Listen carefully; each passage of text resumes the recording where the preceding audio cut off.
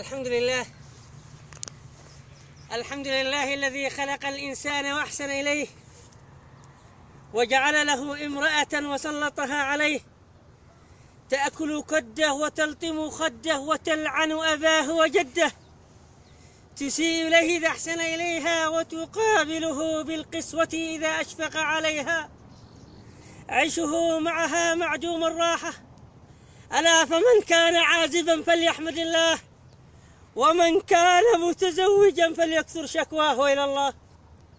ترى المتزوجين في أغلال من حديد وهم وكرب شديد، نهارهم عتيد وليلهم يشيب منه الوليد.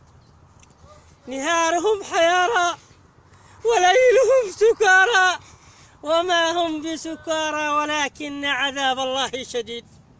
فكم من عازب كان كثير المال مستور الحال ظاهر الجمال، فلما تزوج قل ماله وكشف حاله وتغير جماله، وصار في الشعر من أمثاله.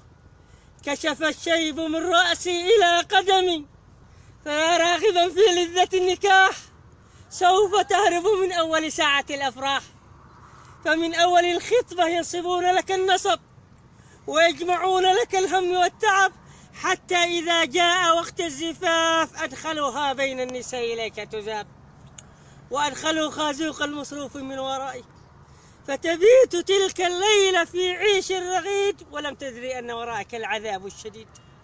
وأتتك حماتك وانقطعت لذاتك، وأتتك بالنسوان وقالت هات البن والدخان، فإن قلت لا عندي لا قليل ولا كثير قالت استديني يا قليل التدبير.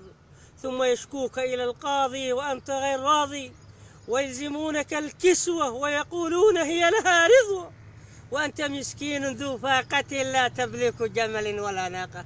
وقال الله وإياكم شر النساء وكيدهن، وجنبنا متاعبهن وتنكيدهن. أقول قولي هذا واستغفر الله